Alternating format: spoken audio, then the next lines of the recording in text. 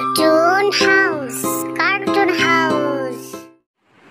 রূপপুর গ্রামে বাস করে এক পরিশ্রমী ভালো মেধাবী টোনা।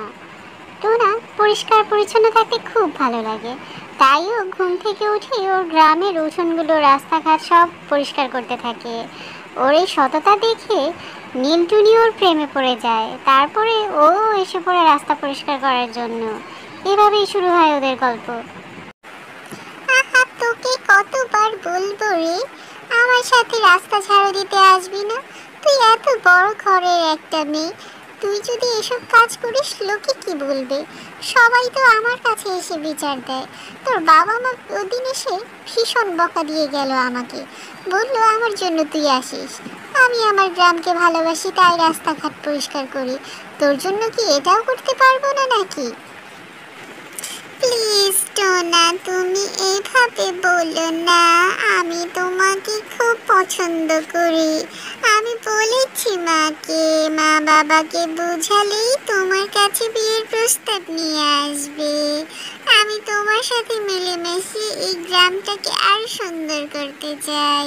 তোমার মতো সৎ এবং ভালো মানুষ হতে চাই। আমাকে না করবে না প্লিজ।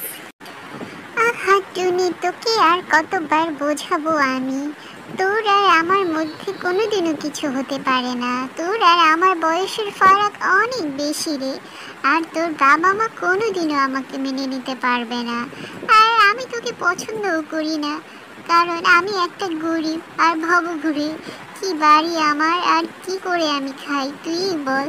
আর তোর মতো একটা ভালো ঘরের টুনি কিনা আমার মতো একটা গরিব টোনাকে বিয়ে করবে? এ কখনই হতে পারে না। তুই বরং তোর মার কথা শুনে কোনো ভালো জায়গায় ভালো বর দেখি বিয়ে কর। আমার পিছনে সময় নষ্ট করিস না রে। এসব কিছু আমি জানি না টোনা, আমি তোমাকেই বিয়ে করব। তুমি যেখানে থাকো ভাঙা ঘরে, আমি সেখানেই তোমার সাথে থাকবো। আমি আজই যে মাকে বলবো, আমার কোনো সমস্যা হবে না, এই বলে রাখলাম। টোনার সবচেয়ে কাছের বন্ধু সাদা পায়রা। ওর সাথে ওর খুব ঘনিষ্ঠতা, সমস্ত কথা ওকে শেয়ার করে। ওর সাথে কথা না বললে টোনার যেন ভালোই লাগে না। টুনির হাত থেকে বাঁচার জন্য ও সাদা পায়রার কাছে আসলো পরামর্শ নেওয়ার জন্য। আমি কি করব রে সাদা দাদা? পুচকে টুনিটা কিছুতেই আমার পিছু ছাড়ছে না। ওর জন্য আমার জিনা হারাম হয়ে গেল। দেখ আমার কি অবস্থা, সকালে আমি এখন রাস্তায় বের হতে পারি না কাজ করার জন্য। এদিকে সাদা পায়রার এক বোন ছিল। 3টা বাচ্চা রেখে ওর বোন জামাইটা পালিয়ে গেছে। এই জন্য সাদা পায়রা ভাবলো টোনার সাথে যদি ওর বিয়ে দেওয়া যায় তাহলে মন্দ হয় না। এই সুযোগটাকে কাজে লাগাতে হবে। টোনা, তুই চিন্তা করিস না, টুনি আর কি সুন্দরী, ওর থেকে সুন্দরী পাখির সাথে তোর বিয়ে দেবো টোনা। তুই কোনো চিন্তা করিস না, তুই শুধু আগামীকাল আমার কাছে এসে পড়িস। তোর জন্য আমি সব ব্যবস্থা করে রাখবো, বুঝেছিস? হ্যাঁ সাদা দাদা, আমি ভেবেছিলাম বিয়েই করবো না, কিন্তু এই পুচকি টুনিটা হাত থেকে পাচ্ছি না। ওর বাবা মা প্রতিদিন এসে আমাকে গালাগালি করে, তাই বাধ্য হয়ে একটা বিয়ে করতেই হবে এখন আমাকে। তারপর সাদা পায়রা টোনাকে বলল, তুই নিশ্চিন্তে থাক, কালই তোর বিয়ে দিব। আমার এক বোন আছে, খুবই সুন্দরী, আমার মতোই গায়ের রং, ওর সাথেই তোর বিয়ে হবে, তুই কোনো চিন্তা করিস না। কিন্তু এতে টোনা রাজি হলো না, বললো না আর কটা দিন দেখি। কিন্তু সাদা পায়রা অনেক জোরাজুরি করলো। টুনি অনেক কষ্ট করে ওর বাবা মাকে রাজি করালো। ওর বাবা প্রথমে রাজি হতে চায়নি, চেয়েছিল সরকারি চাকরিজীবীদের কাছে বিয়ে দিতে, কিন্তু তাও টুনির কথা ভেবে শেষমেশ রাজিই হলো। আমি আমার মেয়ের জন্য কত সুন্দর সুন্দর পাত্র দেখে রেখেছিলাম রে, কত সুন্দর সরকারি চাকরি করতো। আরেকটা টোনা তো বিদেশে থাকতো, বলেছিল আমার টুনিকেও নিয়ে যাবে সাইবেরিয়াতে, কত ভালো সম্বন্ধ। শেষমেশ সে গরিব ঘরে টোনার সাথে বিয়ে দিব। মনটা আমার কিছুতেই মানতে চাইছে না গো। আরে তুমি বুঝতে পারছো না, এইসব বড় ঘরে মেয়েদের বিয়ে দিলে খুব নির্যাতন করে। আর কাছাকাছি আমার টুনি থাকবে, আমি ওর দেখভাল করব, এতে কোনো সমস্যা নেই। এই তো না গরিব বলে কি হয়েছে, আমরা ওকে একটু সাহায্য করলেই তো বড় লোক হয়ে যাবে। আর আমাদের তো এত টাকা পয়সা, আমার মেয়ে তো শুধু একটাই টুনি, কে খাবে? ওকেই আমি নিয়ে আসবো এ ঘরের জামাই করে। চলো আমরা দুইজন এখনই ওর কাছে প্রস্তাব নিয়ে যাই। আমরা প্রস্তাব দিলে তো আর ফেরত করে দিতে পারবে না, বলো? তারপর পুচকি টুনির বাবা মা গেল টোনার বাড়িতে উড়ে উড়ে, গিয়ে ওর সাথে কথা বলল বিয়ের ব্যাপারে। তা সাহেব বাবু আমার কাছে কেন এসেছেন? আমি তো টুনিকে আর বিরক্ত করি না, আমি কখনোই ওকে বিরক্ত করিনি। তো আপনারা কেন শুধু শুধু এসেছেন বলুন? এক কাপ চা খেয়ে যান তাহলে। না রে বাপু, আমি তো চা খেতে আসিনি। তুই আমার মেয়েকে না পছন্দ করলে কি হবে? আমার মেয়ে তোর জন্য একেবারে দিনরাত এক করে ফেলছে কান্নাকাটি করে। এখন যে করেই হোক কালই আমার টুনির সাথে তোর বিয়ে দিতে হবে। আমার টুনি তোকে খুব পছন্দ করে, তুই কোনো চিন্তা করিস না। তুই আর এই গরিব ঘরদোর আমি ঠিক করে দিব, দরকার হয় তুই আমার বাড়িতে থাকবি, কোনো চিন্তা করিস না। ছি ছি ছি, কি কথা বলছেন সাহেব বাবু? আমি কখনোই লোভী নই, তাহলে তো আমি আরো বড় বড় জায়গায় বিয়ে করতাম। আমার এসব ভালো লাগে না। আপনারা যদি এই উদ্দেশ্যে নিয়ে আসেন তাহলে ফিরে যান।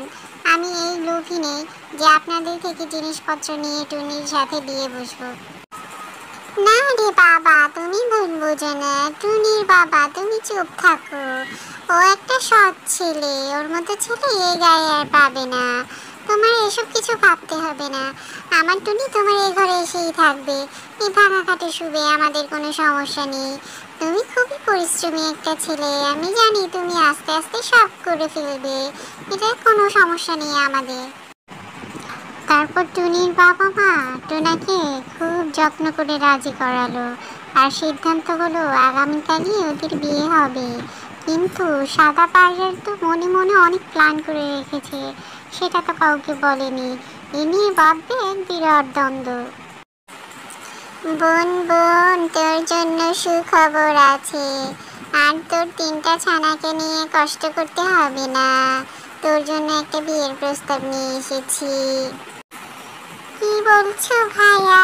বিয়ের প্রস্তাব? আচ্ছা বাচ্চাদের সামনে কথা বলো না। বাচ্চারা তোমরা ওখানে যাও তো গাছের পিছনে, তারপর কথা বলো। তা সাদা দাদা, কোন পাত্র ঠিক করেছো আমার জন্য? ছানাদের নিয়ে ভীষণ কষ্টে আছি, দুবেলা দুমুঠ খাবার জোগাড় করতে আমার মাথার ঘাম পায়ে পড়ে যাচ্ছে। আরে বোন, তুই কোনো চিন্তা করিস না, আমার বন্ধু খুবই ভালো, টোনা টোনা খুবই পরিশ্রমী। তোরা খাবার নিয়ে চিন্তা করতে হবে না, ও যা টুকটাক কাজ করে তা দিয়ে তোদের একেবারে সংসার ভরপুর চলে যাবে। তোকে আর নদীর তীরে থাকতে হবে না, এই গাছে ও গাছে এ ডালে ও ডালে থাকতে হবে না। ওর যা বাড়িটা আছে ভাঙাচোরা, সেই বাড়িতেই থাকতে পারবি, কোনো চিন্তা নেই। কাল এসে তোকে নিয়ে যাবো, মহা ধুমধাম করে বিয়ে দিব। বাহ দাদা, তোমার এই কথায় আমি খুব খুশি হয়েছি। এখনই বাচ্চাদের বুঝিয়ে আমি রেডি টেডি হচ্ছি, কিছু কেনাকাটা করার বাকি থাকলে কেনাকাটা করছি। এই সুযোগ কোনোভাবেই হাতছাড়া করা যাবে না। আমার স্বামী চলে যাওয়ার পরে আর কোনো পাখিকেই তো পটাতে পারলাম না, জীবনটা খুব কষ্টে যাচ্ছে। তুমি আমার অনেক উপকার করলে। এদিকে পরের দিন টোনা ওর সামর্থ্য অনুযায়ী ও বাড়ির উঠোনটাকে সাজালো, সাজিয়ে ও নিজে সেজে গুজে আসলো। আসতেই বিপত্তি বাঁধলো সাদা পায়রার সাথে। দেখলো সাদা পায়রা ওর বোনকে নিয়ে এসেছে ওর সাথে বিয়ে দেওয়ার জন্য, কিন্তু টোনা তো নাই করে দিয়েছিল, তাও ওর কথা শুনেনি। আজকে তো টুনির সাথে ওর বিয়ে হবে, এই কথা যদি টুনি এসে দেখে তাহলে তো আর রক্ষে নেই। ও তো এমনিতেই ছোট একটা পাখি, মনে আরো কষ্ট পাবে। সাদা পায়রাকে অনেক বুঝালো, কিন্তু সাদা পায়রা তাও বুঝতে চাইলো না। এই কি কাণ্ড, এই কি কাণ্ড! টোনা, এটা কি দেখছি? সাদা পায়রার সাথে তোমার বিয়ে হবে, তাহলে আমার ছোট টুনির কি হবে? হ্যাঁ, এই কথা তো তোমার ছিল না। আরে সাহেব বাবু, আপনি আমাকে ভুল বুঝবেন না। আমি আপনার মেয়ে টুনিকেই বিয়ে করব, সাদা পায়রাকে কখনোই আমি বিয়ে করব না। আর আমি জানি সাদা পায়রার তিনটে ছানা আছে, আমি কখনোই বিয়ে করতে পারবো না। টোনার এসব কথা শুনে সাদা পায়রা ভীষণ রেগে গেল। ও খুবই অপমানিত বোধ করলো। তারপর ওর বোনকে নিয়ে চলে গেল এখান থেকে। বলল, তুই খুবই একটা বাজে বন্ধু, তোর সাথে আর কোনো সম্পর্ক নেই। কিন্তু টুনি এতে ভীষণ খুশি হলো, ওর মনের আশা পূরণ হলো। তারপর টোনার সাথে ছোট্ট টুনির বিয়ে হলো। ওরা সুখে শান্তিতে সংসার করতে লাগলো। সাবস্ক্রাইব করো বন্ধুরা আমাদের গল্পটি ভালো লাগলে। কার্টুন